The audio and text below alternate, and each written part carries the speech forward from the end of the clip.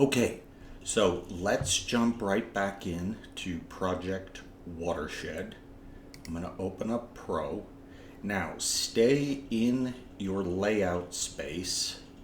Go to your catalog. Okay, it's probably going to look like this. Go to Portal and Living Atlas and search for the terrain layer. My favorite layer in the entire Living Atlas. And I don't know why the search in here is it's just really terrible. Okay, let's go to categories. We are going to go to environment and elevation and bathymetry. Okay. And okay, there we go. All right.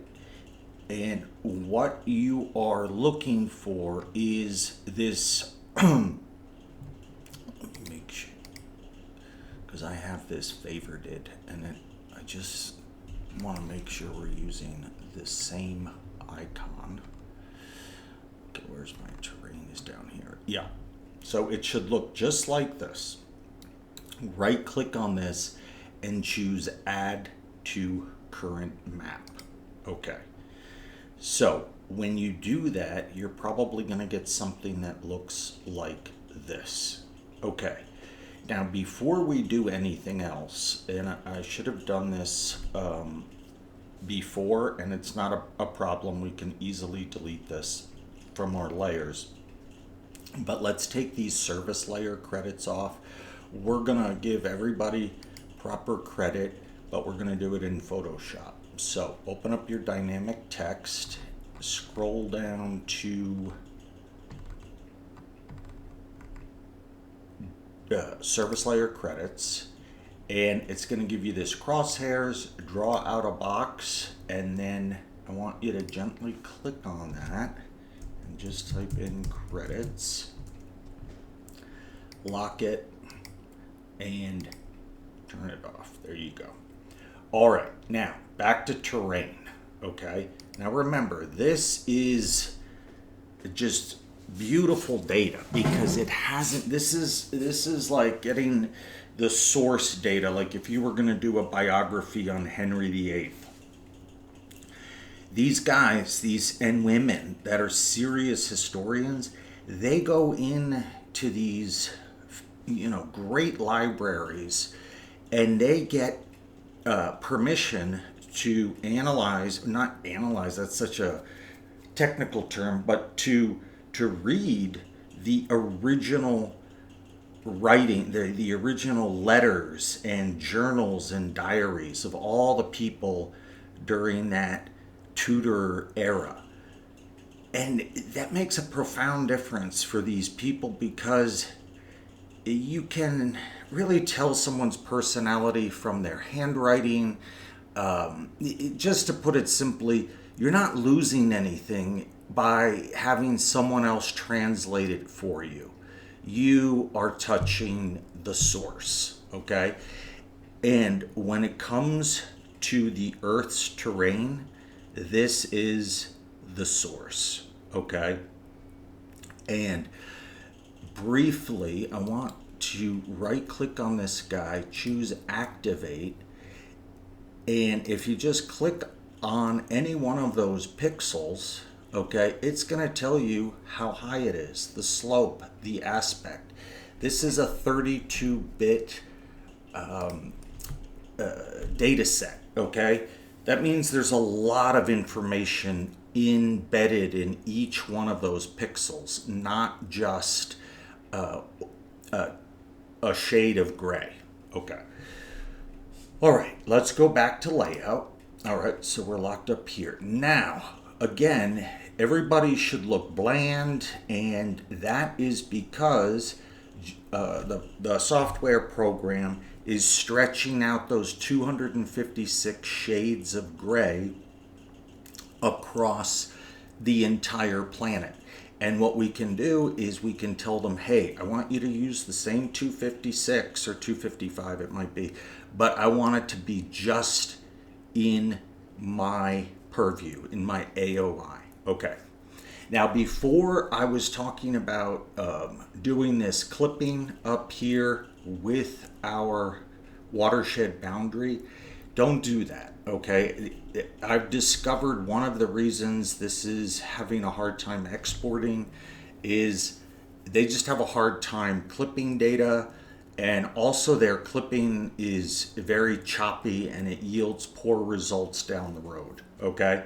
Photoshop does a great job of trimming and clipping data.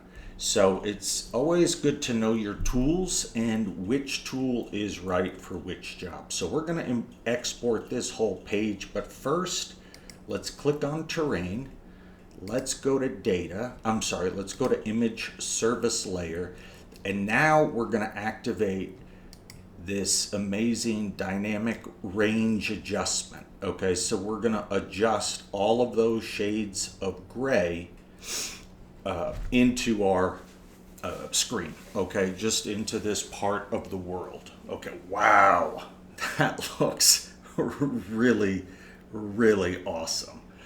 Okay, now under stretch type, I want you to go to standard deviation, okay, and this next part that I'm going to talk to you about, and when you see this blue wheel spinning, that simply means it's just redrawing the data. Okay, it's just streaming in. Okay, so this is a prime example of the problem I was facing in my last map.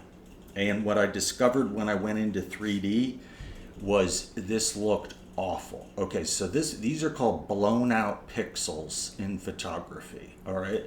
And they're pixels that are all at 255. I mean, there's nothing you can do with them because there's no information in them, all right? It's just pure white, okay? So you can't modulate it in any way. So what I ended up figuring out is if I right click on the layer and go to symbology, I can stretch out these standard deviations. So I'm going to choose 4, okay? And what we're looking for is a modulated surface. No mountaintop, well, some of them now due to coal mining, no mountaintop is just cut off flat at the top, okay? These aren't mesas. These are, say, now we're getting these nice soft flows, okay? But I still have, you know, this very flat area here. Let me turn this off. And I want to see maybe what 5 would do. So I'm going to tab after that. Okay. So I ended up going to 6 standard deviations, okay? And I try not to zoom in and out a lot during this process because it's gonna take a lot longer, all right? It's gonna have to redraw every time you move that wheel. And sometimes when you gaze at something from this distance, you can really see what's going on. And this is gonna be a very, very interesting data set. The darkest black is where the lowest level is. So this is like sea level in this data set, okay? And these are like Mount Everest, okay? So we're good to go here. Now, if you think, oh, it looked better before and it's kind of great, trust me, I've got some razzle dazzle up my sleeve for Photoshop. So now what we're gonna do is come up to share, okay? And I posted these settings on Blackboard, okay? Because these are very important, all right?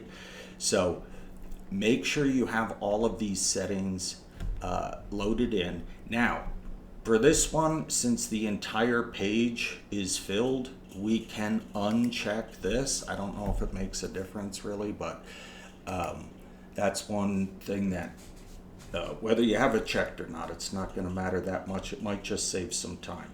Okay, so what we're gonna call this one is, we are just gonna call it terrain. Call it what it is. Okay, now we're not going to export that multi-shade, multi-directional hill shade. Okay, this is gonna be it.